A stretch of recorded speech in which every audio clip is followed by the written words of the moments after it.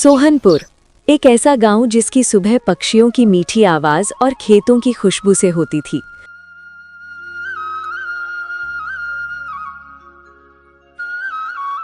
इसी गांव में रहता था गिरधारी, उसकी पत्नी मंजू और 9 साल का बेटा दीपू। गिरधारी बहुत ही मेहनती, पर गरीबी ने उसके सपनों की कमर तोड़ रखी थी। मंजू, ओ मंजू, जल्दी खाना बांध दे, खेत जाने की देर हो रही है। हाँ, बस 1 मिनट रुकिए, ला रही हूँ।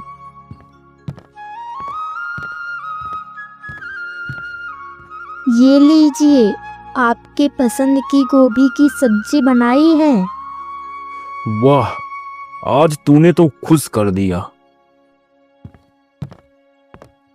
खाना लेकर गिरधारी खेत की ओर चल पड़ा। गिरधारी खेत की तरफ जा ही रहा था कि पीछे से उसे कुछ आवाजें सुनाई दिया। मुड़कर देखा तो उसके दोनों यार श्यामू और राम सहाय सड़क किनारे नीम के पेड़ के नीचे खड़े आपस में बहस कर रहे थे। अरे राम सहाय, तू मान क्यों नहीं लेता? इस बार ठंड खतरनाक आने वाली है। भाई, कल बाजार में रेडियो वाले पंडित जी भी यही बोले थे। अरे रेडियो वाले पंडित जी को क्या पता, वो तो हर साल बोलते हैं साल की सबसे भयानक सर्दी, और फिर वही आम ठंडी निकलती है। अरे हाँ, तू ही बड़ा साइंटिस्ट है। तेरे हिसाब से तो इस गांव में कभी कुछ नहीं होता। गिरधारी उनके पास पहुंच गया। अरे भाई, सुबह सुबह कौन सा दुनिया का सबसे बड़ा फैसला लिया जा रहा है?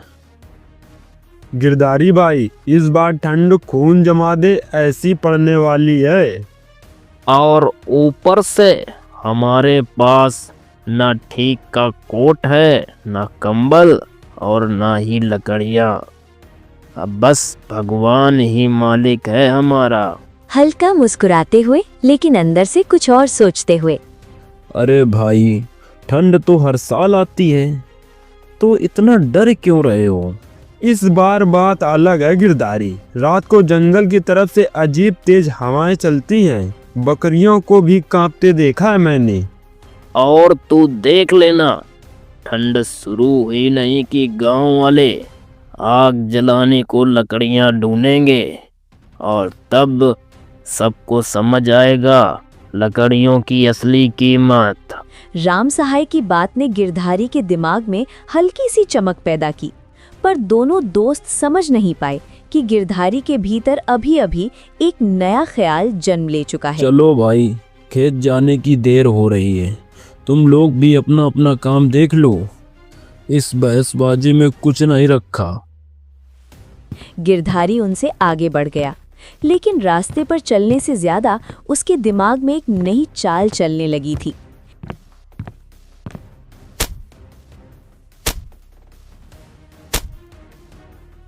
खेत पर काम करते करते गिरधारी को एक तरकीब सूझी। अगर मैं जंगल से सूखी लकड़ियां अभी से काटकर जमा कर लूं, जैसे ही कड़ाके की ठंडी पड़े तो मैं इन्हें महंगे दामों में बेचूंगा और सारे गांव वाले खरीदेंगे और मैं अमीर बन जाऊंगा।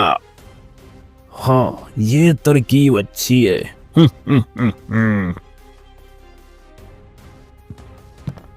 उसी शाम गिरधारी घर लौटा और अपनी योजना मंजू को बताई।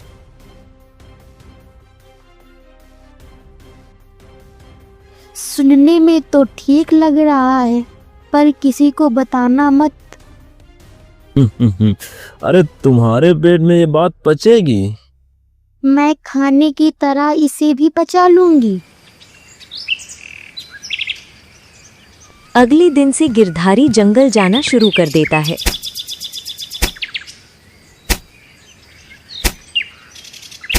वो रोज देर तक सूखी लकड़ियां काटता, ठेला भर भर कर घर लाता। उसका भंडार बढ़ने लगता। एक दिन जंगल में 2 गांव की महिलाएं आपस में लड़ रही होती हैं। बिरजू की पत्नी कमला और हरिराम की बेटी निर्मली। सुना है इस बार इतनी ठंड पड़ेगी कि लोग घर से बाहर नहीं निकल पाएंगे।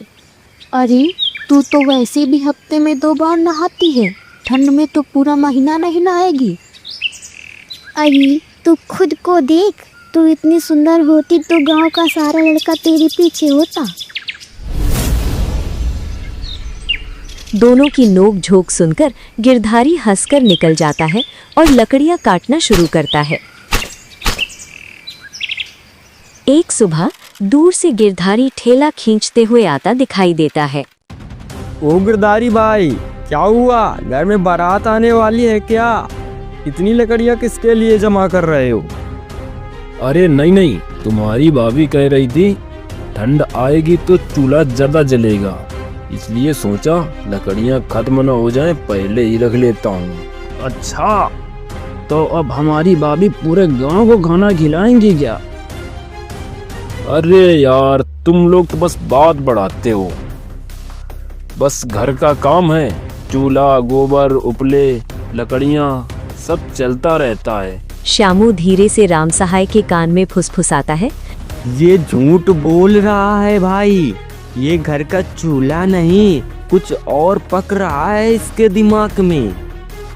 हाँ भाई, इतना जमा करने वाला कोई सामान्य आदमी नहीं, मामला जरूर गड़बड़ है। गिरधारी दोनों को देख लेता है। अरे ओ, ऐसे क्यों फुसफुसा रहे हो, जैसे मैं कोई चोरी करके लाया हूँ? नहीं भाई, चोरी नहीं, पर कुछ छुपा जरूर रहा है तू।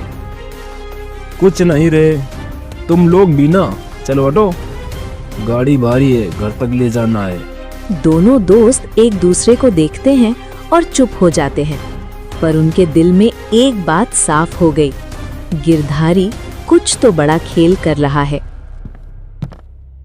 श्यामू ने जाते जाते पीछे मुड़कर कहा, देख गिरधारी, हम गांव वाले हैं, एक दूसरे को जानते हैं, ज्यादा होशियारी दिखाने की कोशिश मत करना, हर चीज का वक्त आता है। हाँ, वक्त तो आएगा, बस तुम लोग देखते रहो। कुछ ही दिनों में गांव में ठिठुरन शुरू हो गई। ठंड अचानक तेज हो गई थी। गिरधारी ने अपने घर के बाहर एक बोर्ड लगाया, सूखी लकड़ी 10 रुपए किलो। गांव वाले समझ गए गिरधारी की असली चाल यही थी। अरे भैया, गिरधारी हम सबको बेवकूफ बना रहा है। चलो कल हम खुद जंगल जाकर सूखी लकड़ियां काट लाते हैं। गिरधारी को बात पता चलती है और वो तनाव में पड़ जाता है। रात को आसमान में घने बादल छा गए, तेज बारिश, कड़कड़ाती ठंड, जंगल की सारी सूखी लकड़ियां गीली हो गईं। सुबह गिरधारी और मंजू देखते हैं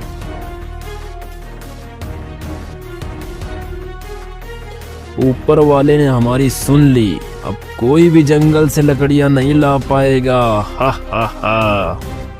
तो अब दाम बढ़ाओगे? हाँ, 10 रुपए की जगह 15 रुपए में बेचूंगा। ऐसा मत करो, यह गलत होगा। पर गिरधारी नहीं सुनता। ठंड जानलेवा थी, लकड़ियां सिर्फ गिरधारी के पास थीं। गांव वाले लाचार होकर उसे लकड़ियां खरीद रहे थे। गिरधारी का घमंड आसमान छूने लगा। एक दिन एक बुजुर्ग महिला, धनवंती दादी, उसके पास आती हैं। बेटा, ठंड लग रही है, थोड़ा लकड़ी दे दे, पैसे नहीं हैं। मुफ्त में यहाँ कुछ नहीं मिलता, पैसे हैं तो लकड़ियाँ मिलेंगी, वरना निकलो यहाँ से। बूढ़ी दादी रोते हुए चली जाती हैं।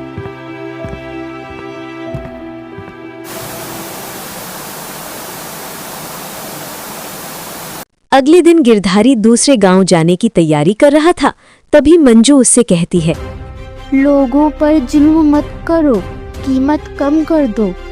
मुझे मत सिखा, बस जैसा कहा है वैसा कर। ऐसा कहकर गिरधारी दूसरे गांव के लिए निकल जाता है।